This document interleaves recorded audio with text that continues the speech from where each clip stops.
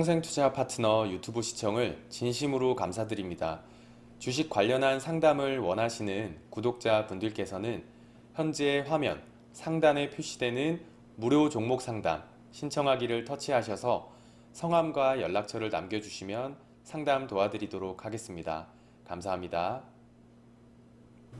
안녕하십니까. 평생투자 파트너입니다. 6월 1일 금요일입니다. 오늘 방송을 조금 일찍 시작합니다. 일찍 시작하고 시장이 다 끝나지 않았지만 그래도 잘 해보겠습니다. 일단 현재 시간은 2시 25분인데요. 오늘 시장은 그래도 시장이 전반적으로 좀 고르게 좀 상승하는 모습이 좀 보이고요. 일단 오늘 시황에 대한 이야기를 좀 하고, 시황 중에서는 이제 분산 관련한 이야기를 좀 해보겠습니다.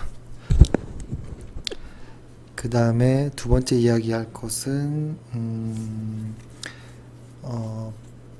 그 다음에 이제 최근에 테마주 관련한 것들이 조금 더 극성입니다. 저희가 이걸 어떻게 아냐면 회원분들의 그러니까 회원이 아니죠. 회사로 문의하시는 분들의 내용들이 대부분 이런 내용이라서 어떤 것들이 테마주인지에 대한 조심해야 될, 어떻게 테마주를 구별하는지에 대한 이야기를 잠시 하고, 그 다음에 어제 MSCI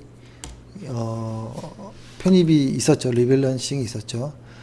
요거 관련해서 또 잠깐 이야기를 먼저 드리겠습니다. 첫 번째로는 분산 이야기를 먼저 해볼게요. 일단 분산 이야기를 해보면 저희가 그 분산이라는 내용의 이야기를 사실 좀 예전에 많이 드리긴 했죠. 많이 드렸는데 최근엔 많이 하진 않았습니다. 많이 하진 않았지만 분산이란 것을 언제나 좀 신경을 써야 됩니다. 근데 이제 조금 조심해야 되는 부분이 이렇게 횡보장 이런 식으로 지금 보시는 차트가 S&P 500인데요. 이런 횡보장일 때는 정말 애매할 때가 많아요. 애매할 때가 많지만 이 분산의 핵심은 뭐냐면 일정 기간, 짧으면 짧을수록 좋은 것 같아요. 보통 2주 정도 안쪽으로 해서 이 짧은 1, 2주 정도 기간 안에 매수와 매도세의 어떤 힘의 의미를 좀 느껴보는 겁니다. 그랬을 때 분산을 어떻게 구별하는지에 대한 것은 예전 동영상과 그리고 저희 회원분들은 다들 아실 건데요. 만약에 조금 모르시겠다라고 하면 회사에 문의하시면 어떤 동영상을 보라고 아마 그 해당 링크를 좀 보내드릴 것입니다. 일단 그 분산이란 것은 매수세보다 매도세가 좀 더 강하다라는 의미입니다. 그러니까 이게 잘 티는 안 나거든요. 이런 분산들이 아주 시장의 매일매일의 거래량을 민감하게 보는 입장이 아니라면 좀 그냥 넘어가기는 쉬운데요. 아주 짧은 기간 1에서 한 2주 정도 사이에 분산이라고 보이는 것들이 한 5에서 6회 정도가 발생하면 시장은 단기적으로 좀 조정을 받을 가능성이 좀 높습니다. 그래서 지금 여기 보이는 S&P 500 일간 차트에도 좀 이런 분산의 모습이 좀 나왔고, 그리고 하는데요. 이게 저희가 오늘 오전 시황에 뭐라고 썼었냐면 뭐라고 할까요? 그러니까 지금 약간 조금 애매한 모습일 수도 있어요. 뭐냐면 시장에서는 지금 북한에 관련한 어떤 비핵화 이슈가 가장 세기 때문에 지금 시장이 수급이라든지 어떤 이런 논리라기보다는 지금 이거 하나만 지금 주목되어 있는 상황에서, 그리고 시장이 계속 가다가 이렇게 좀 횡보하는 모습 안에서 분산의 의미가 있을까 하는 좀 의구심도 있습니다. 의구심도 있고, 그리고 북한 비핵화라는 더 큰 뉴스가 있기 때문에 이것의 어떠한 6월 10일 날 결과까지는 무언가를 좀 기다려야 되나라는 생각이 하나 들지만, 두 번째로는 그래도 있는 시장을 있는 그대로 보자라는 의미에서 분산이 S&P 500에서 7차례나 나왔다라는 것을 그냥 넘어가기는 좀 어려워 보인다. 그러면 어떻게 해야 되냐면 마음의 준비를 좀 하자라는 의미의 어떤 오전 시황을 보내드렸는데요. 마음의 준비란 건 이것입니다. 일단은 추가 매수를 하지 않고 신용이라든지 이런 뭐 대출을 통해서 주식을 하는 이런 것들은 상환하시기를 바라는 거, 이 정도이고요. 그 다음에 시장에서 이렇게 쭉 가던 게 분산이 이루어지고 한 번에 떨어지지 않거든요. 과거의 코스피도 보면 여러 번의 분산 이후에도 조금 달라졌을 때가 있었습니다. 예를 들어서 여기에서도 분산이 다 이루어졌는데 잠깐 올라가고 그 다음에 빠지는 경우도 있었거든요. 근데 그 다음에부터는 분산이 제대로 다 맞았죠. 그리고 최근에는 여기에 분산이 다시 한번 나왔는데요. 그러니까 좀 조심스러운 거예요. 지금 북핵 이슈라는 큰 뉴스가 나오기 일보 직전에 조금 애매한 부분이 좀 있어서 그래도 신경이 너무 쓰이는 부분이라서 일단 설명을 드립니다. 그리고 우리는 마음의 준비를 하자라는 거고, 이 파란색 찍은 점인데 여기는 이제 확신에 찬 어떠한 요거는 좀 빼는 게 나을 것 같아요. 요거는 약간 이따가 MSCI에 대해서 말씀드릴 때 설명드리고, 그래도 보면은 최근에 그래도 2, 3주 정도의 한 6차례 정도의 분산이 이루어졌는데요. 이렇게 된다면 조심해야 돼요. 추가 매수를 하지 말고 시장의 추이를 봐야 되는데, 여기서 두 가지입니다. 이제 이 시장이 2500포인트를 이 2500포인트를 시장이 돌파해내면 비추세 구간이 끝나고 새롭게 추세 구간에 접어들 수 있다라고 긍정적으로 좀 보는 거. 그래서 그때까지 기다릴 수 있느냐, 뭐 이런 것들이 하나 볼 수 있고, 혹은 아예 신저점을 여기를 깨고 2346이죠. 2346.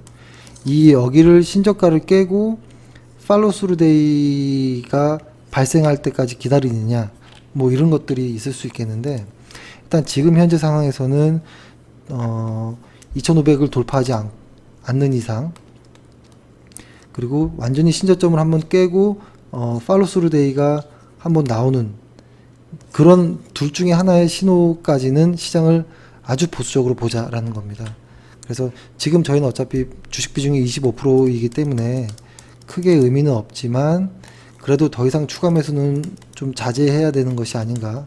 그리고 혹시라도 지금 개인들의 신용이 엄청 많다라는 거는 뭐 다들 알고 계실 텐데, 지금 자리에서는 신용 매매하는 자리가 아니기 때문에 이렇게 분산이 단시간에 여러 번 6차례, 코스피에서는 6차례, S&P 500에서는 7차례 정도 나왔을 때는 일단은 조금 조심할 필요가 있다라고 생각을 합니다. 이런 겁니다. 제가 자주 표현하는 것 중에, 길을 가다가 한두 방울의 이제 비가 떨어졌을 때 비를 맞고 이것이 앞으로 소나기로 변할지 그냥 지나가는 비일지 알 수는 없는데요. 주시장에서는 이 미래를 둘 중에 하나가 어떤 것이 될지는 알지 못하는 게 전제잖아요. 그렇기 때문에 소나기일지 잠깐 지나가는 비일지 모르지만 잠깐 피하고 보자라는 게 대응하는 방식이라고 생각을 합니다.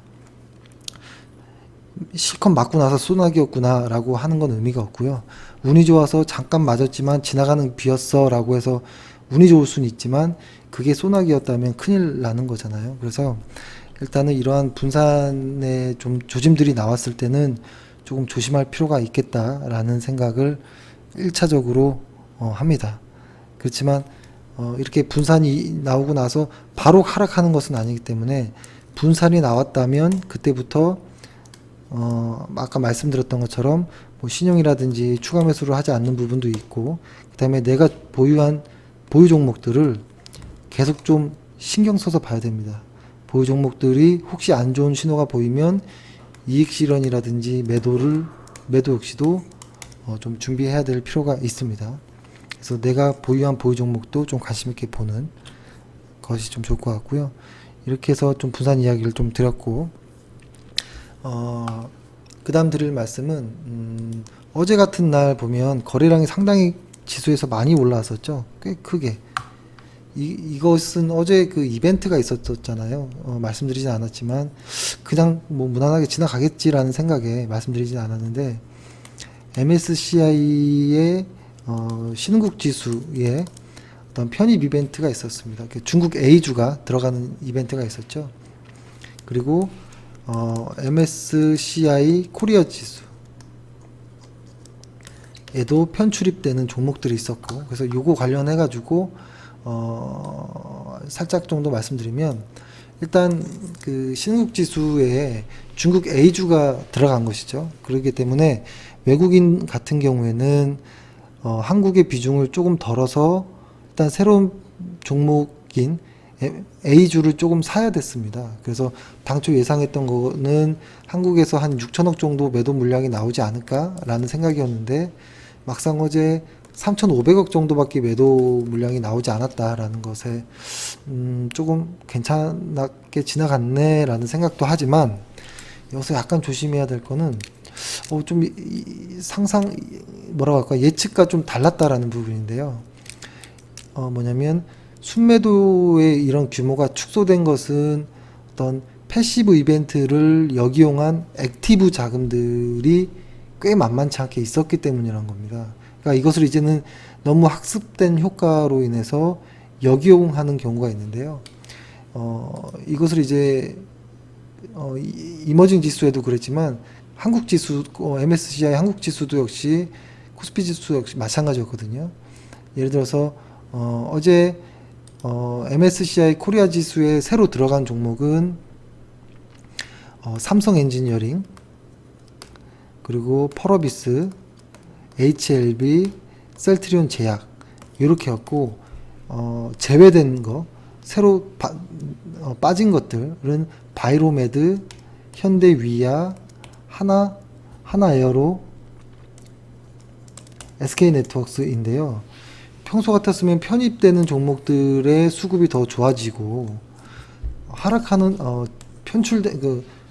빠지는 종목들에 대해서는 좀 안 좋아되는데, 어제는 좀 다른 느낌이었습니다. 그러니까 이것을 이제는 과거처럼 너무 당연하게 MSCI에 새롭게 들어가니까 매수 이건 아니다라는 어떤 생각도 들고, 예를 들어서 뭐 펄어비스로 얘기를 해볼까요?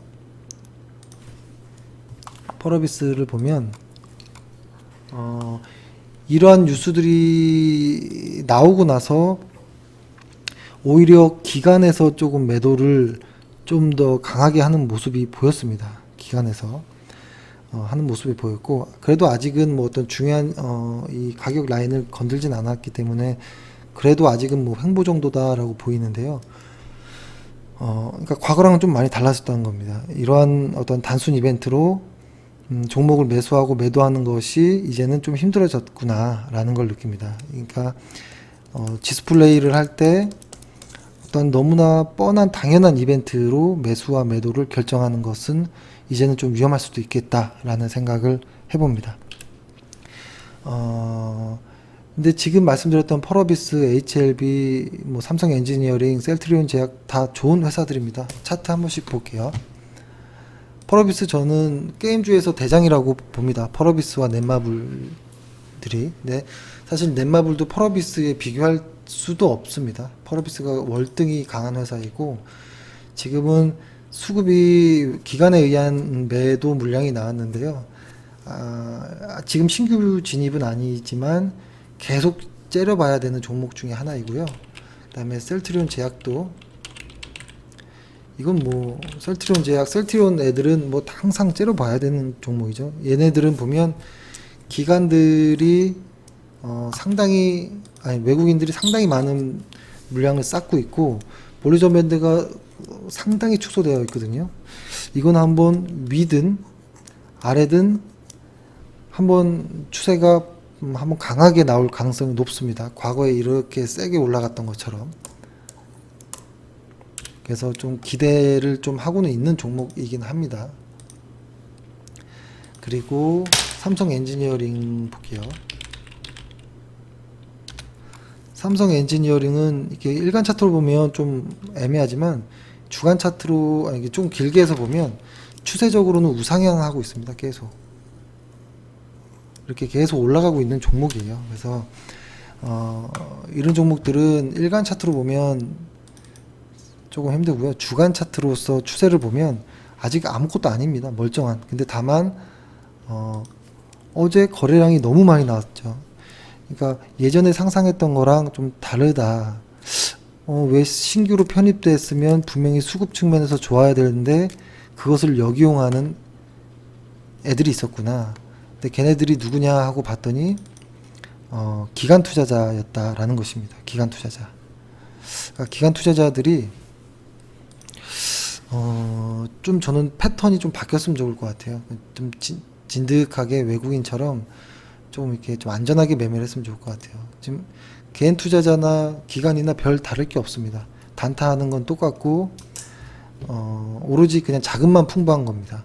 근데 그 자금은 자기 돈이 아니잖아요. 회사원들이기 때문에 펀드 매니저들이 자기 돈이 아니다 보니 좀 막하지 않나라는 생각을 좀 합니다.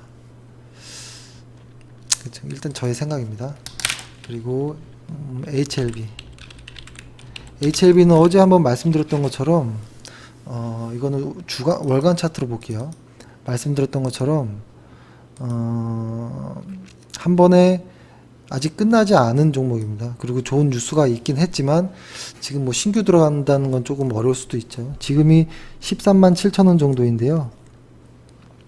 한 20만 원 정도까지는 뭐 무난하게 한번 갈 수도 있겠다라는 생각을 합니다. 하지만 이 회사의 실적은 아직 담보되어 있지 않습니다.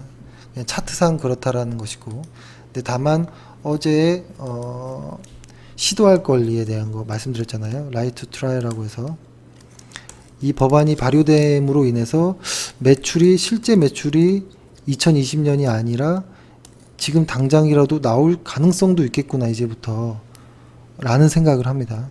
하지만 지금은 쉽게 손이 나가는 자리는 아닌데요. 일간 차트상에서 봤을 때 조금 어느 정도 그래도 뭐 살짝이라도 눌려야 뭔가를 시도를 하잖아요. 적어도 11 이평선까지는 좀 눌려봐야 좀 해볼 텐데 이 끄떡을 안 하고 있어서 지금은 들어가기는 어렵다라는 말씀드리고 합니다.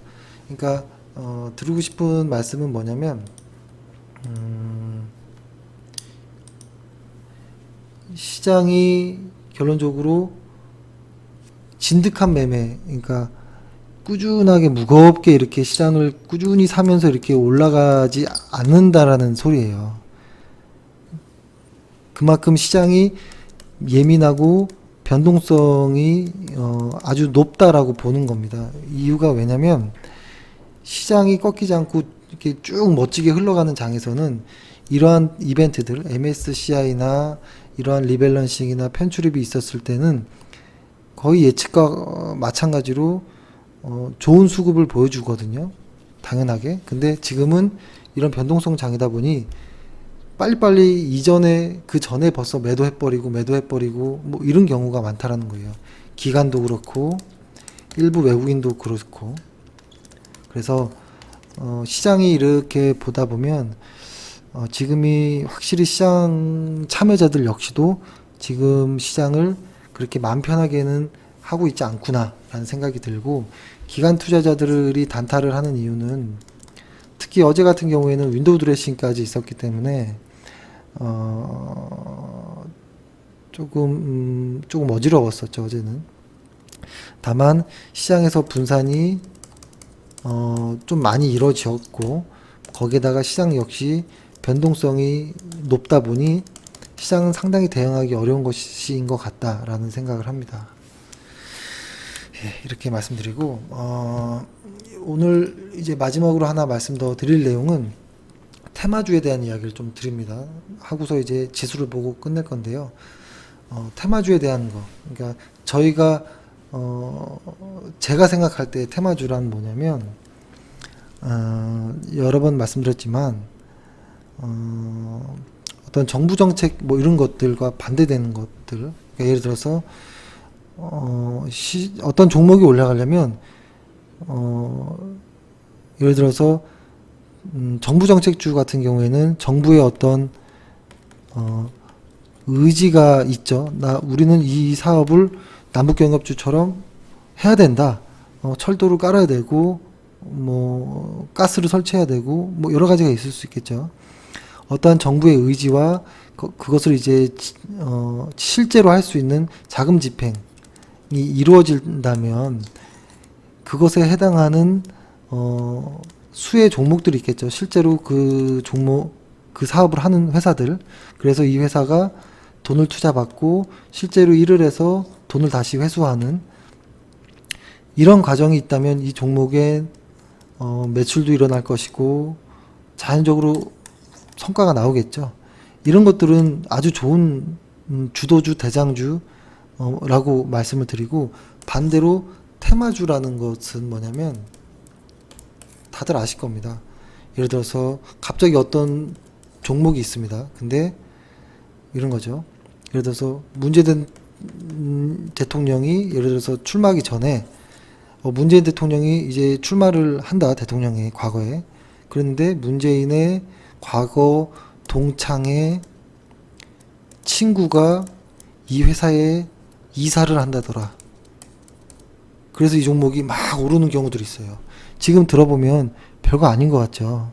근데 개인 투자자들이 최근에 이런 테마주들을 너무나 많이 갖고 있어요. 그러니까 남북경협 관련해서 말씀드려보면, 남북경협 관련해서 대장이라고 하는 것은 현대건설과, 저는 로템과 뭐 제철과 한국가스공사와 뭐 저는 이 정도가 좋아 보이거든요. 이 정도가 좋아 보이는데 경협주의 리스트를 쭉 보면 말도 안 되는 것들이 막 올라가 있어요. 그리고 그것들이 막 상한가 갑니다. 근데 그 내역을 보면 한 달이 걸쳐, 두 달이 걸쳐, 세 달이 걸쳐 누가 그 회사에 뭐더라, 혹은 지분은 조금 갖고 있다더라, 뭐 이런 것들이에요. 과거 비트코인이 난리를 쳤을 때도 그런 경험을 했었고, 근데 최근에 방탄소년단 관련해가지고도 또 일이 있었습니다. 사실 솔직히 저도 고백하자면 방탄소년단을 모릅니다, 잘. 그래서 오늘 처음으로 벅스에서 방탄소년단의 음악을 하루 종일 틀어봤는데요. 뭐 솔직히 저는 제 스타일은 아니지만 저는 뭐 60년대, 70년대 블루스를 좋아하기 때문에 제 스타일은 아니지만 음악이 참 멋지구나, 뭐 이런 정도 느낌은 받았는데요.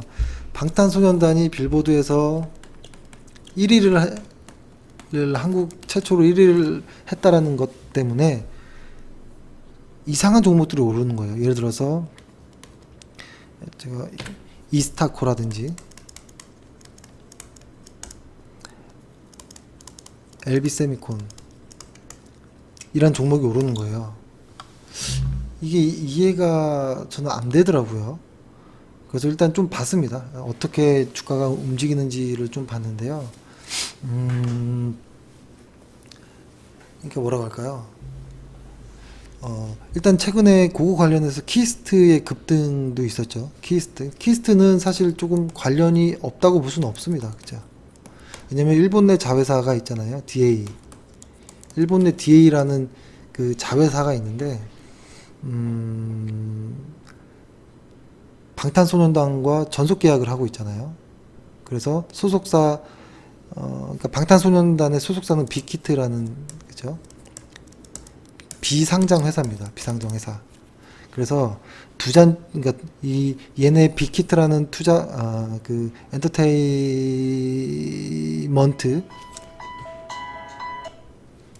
엔터테인먼트 회사에 어떤 지분이 있다거나, 혹은 뭐라고 하죠?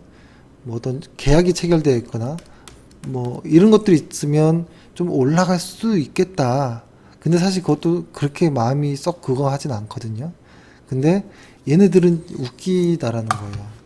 내역을 한번 보면 일단 하나씩 보면 일단은 이 LB세미콘이라는 회사는 부품 업체입니다. 반도체 디스플레이 부품 업체. 그러니까 최대 주주 LB의 자회사 LB 인베스트먼트가 빅히트의 지분을 갖고 있다. 얘네 자회사가 얘네 지분을 갖고 있다라고 해서 엄청난 상한가를 보였는데요. 관련 없다라는 한마디 회사에서 입장을 보였고 아주 급락을 했고 이제는 그거와 무관하게 그냥 수급 싸움으로 단타하는 종목으로 완전히 망가져 버렸고 종목을 보여드릴게요. 그 다음에 이스타코라는 회사도 주택 상가 신축 분양하는 그냥 부동산 사업하는 회사예요. 외식 사업하고. 그러니까 전혀 관련 없지만 어떻게든 갖다 붙여가지고 이렇게 종목을 띄우고 내리고가 움직이고 하는데요. 이게 보니까 오늘 그 뉴스를 보니까 이스타코의 경우에는 최근에 한 15일 동안 주가가 한 90% 정도 올랐습니다. 근데 그 상위 20개 계좌에서 36% 정도의 매수 관여율이 달했다라는 거. 그래서 의심된다. 일부 세력에 의해 조금 만들어진 것이 아니냐. 아마 그래서 이 사람들은 아마 조금 이제 조금 이제 뭐라고 할까요? 이제 아마 조금 조사를 받겠죠. 근데 사실 이게 상식적으로 생각해 보는 겁니다. 상식적으로. 실제로 그냥 돈을 버는 회사를 찾으면 되거든요. 근데 이거 같이 말도 안 되는 회사들이 높게 갈 때는 그건 더 위험한 겁니다. 한번 보면, 한번 볼까요? 이스타코 먼저 볼까요? 이스타코 보면은 이게 별거 안 움직인 것 같잖아요. 가격 구간이 보면 800원대에서 1500원대까지 찍고, 그쵸. 그 다음에 1500원에서 지금 1200원으로 이렇게 내려왔거든요. 한 20% 정도 하락.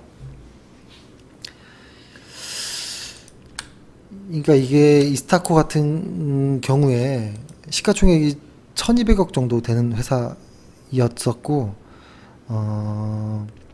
이런 회사들을 이렇게 만지기가 쉽다라는 거예요. 시가총액이 아주 작고, 시가총액이 아주 작고, 뭐라고 할까요? 실적이 엉망인 회사들. 이 회사의 실적을 보면 이렇게 돼 있어요. 이렇게. 계속 적자 이름 보이는 회사들.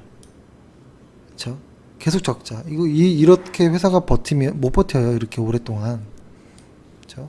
근데 왜 이런 회사를 이렇게 타겟으로 하냐면, 생각해 보는 겁니다. 만약에 내가 나쁜 놈인데 주식을 조금 시세 조작을 하고 싶다라고 한다면, 완전히 심리가 무너져 있는 종목에다가 할 것 같아요. 저 역시도 만약에 제가 마음을 먹으면.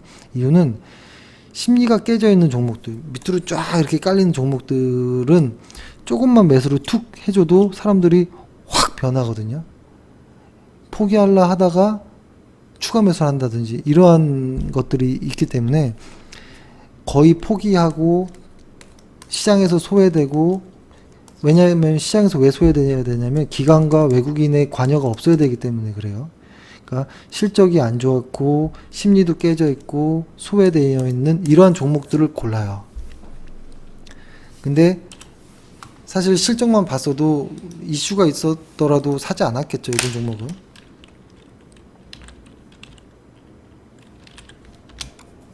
엘비세미콘은 보면은 이것도 이게 크게 볼까요? 갑작스럽게 2,000원대에서 8,000원까지 갔어요. 8,000원까지. 이게 말이 안 되는 거죠. 그렇죠? 그냥 반도체 부품 회사예요. 근데 자회사가 지분을 갖고 있다라는 거짓 정보가 있었던 것이었고, 말도 안 되는 수급에 의해 올라갔다가 빠지고 또 올라가고.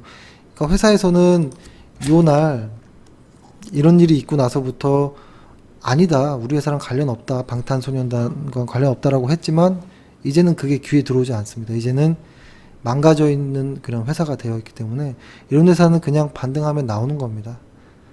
혹은 반등 안 해도 나오는 게 좋죠. 아예 안 들어가는 게 낫죠. 그래서 오늘 테마주에 대한 이야기를 잠깐 들었는데요. 이것들 역시 언제나 시장이 흔들릴 때,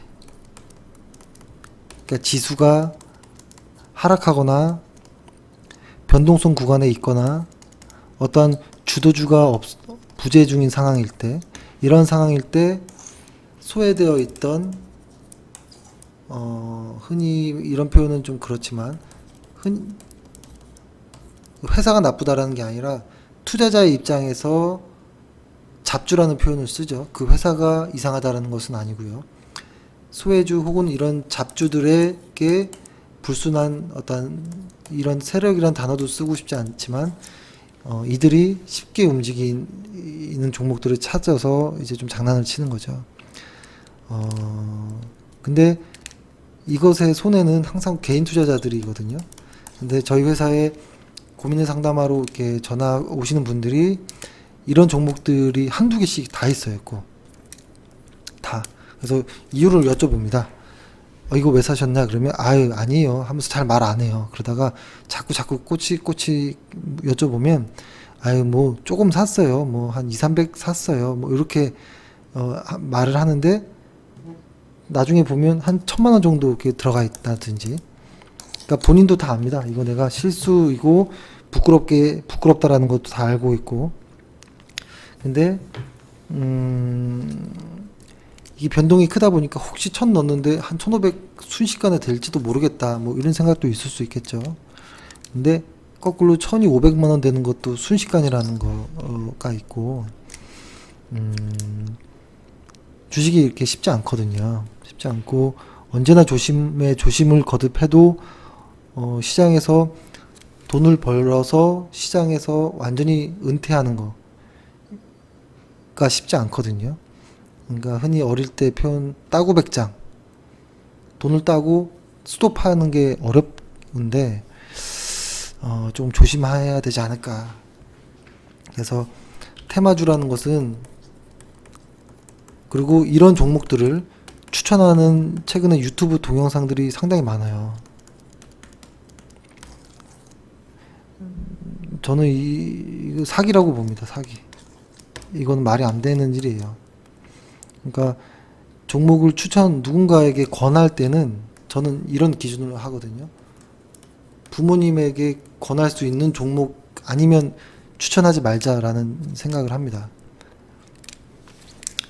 그러니까 자기네 부모, 친구, 가족들한테 이러한 잡주를 소개했다가 연이 끊길 수도 있거든요. 아마 본인도 사지 않을 겁니다, 아마. 근데 이런 종목을 대놓고 추천하는데요. 보통 저는 아주 극렬히 싫어합니다. 이런 종목을 추천하는 일부 전문가들. 그리고 이들의 행색에 아주 묘한 공통점이 있습니다.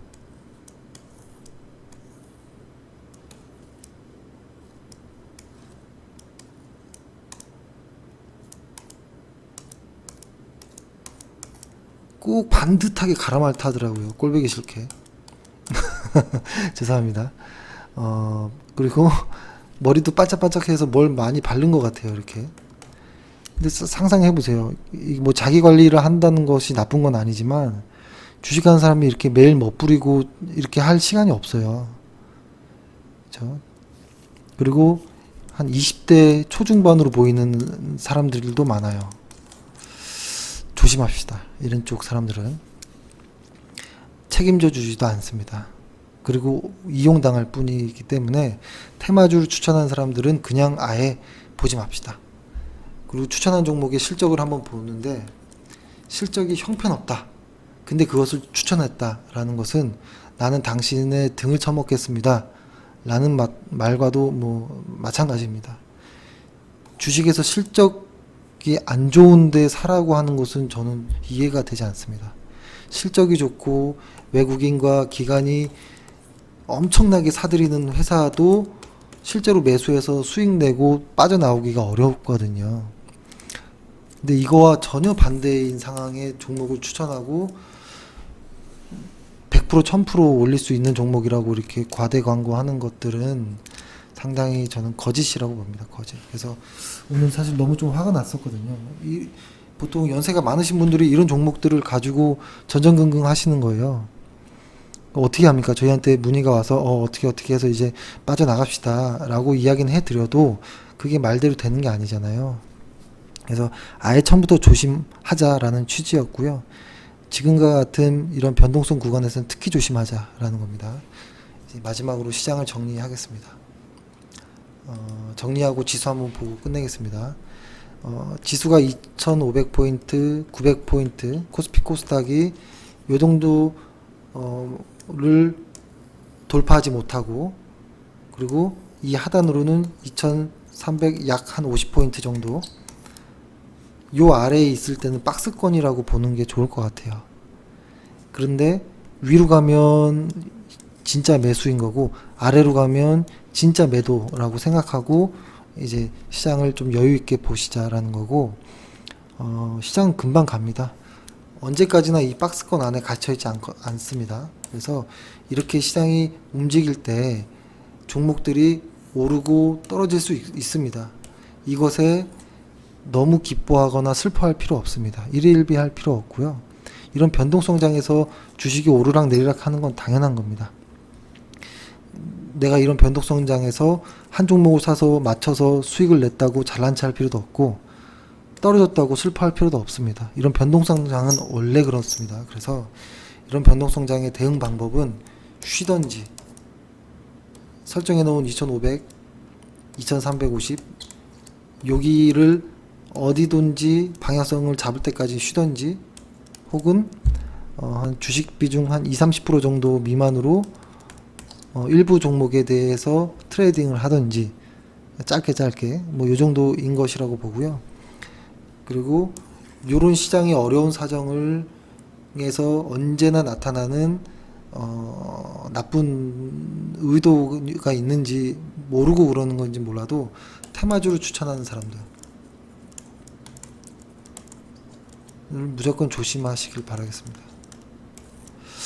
예, 제가 너무 적을 만드는 듯한 이야기를 해서 죄송스럽습니다. 하지만 뭐 이야기는 해야죠. 저 누군가는 해야죠. 네, 일단 그렇습니다. 그리고 혹시라도 고민이 있거나 이런 종목에 조금 힘들어 하신다면 전화하셔도 됩니다. 1588-5380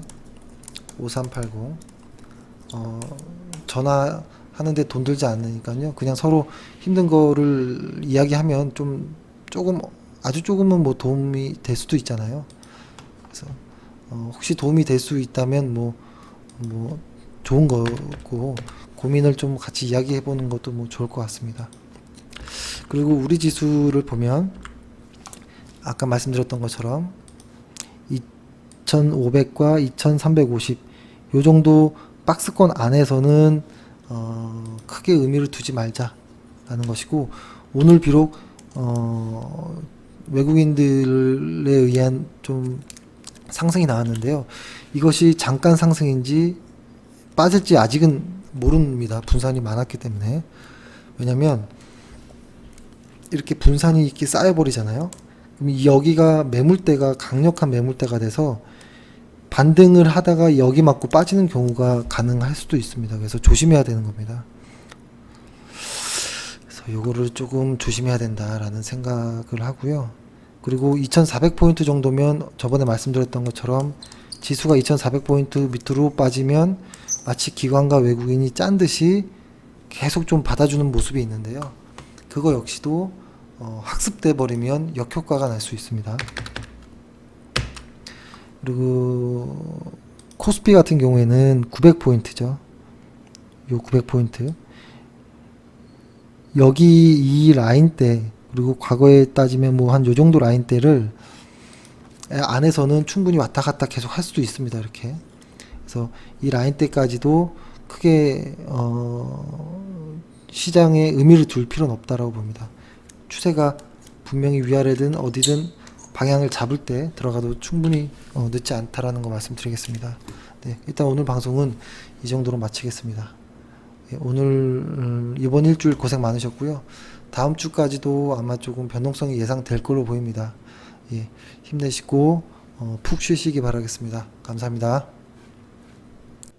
평생투자 파트너 유튜브 시청을 진심으로 감사드립니다. 영상 보시기 전에 안내 말씀 하나 드리겠는데요. 주식 종목이나 앞으로 주식을 어떻게 해 나아가야 할지 고민이 많으신 분들은요. 언제든지 저희 대표번호 1588-5380 번호 있잖아요. 네, 이쪽으로 연락을 주시면은 저희가 성심성의껏 상담 드리도록 하겠습니다. 아니시면은 저희 평생투자 파트너 홈페이지 접속을 하셔가지고요. 그 오른쪽 상단에 여기 무료 체험 신청 버튼 눌러주시고 요 아래쪽에 성함과 연락처 남겨주시면은 저희가 또 상담 순차적으로 드리도록 하겠습니다. 감사합니다.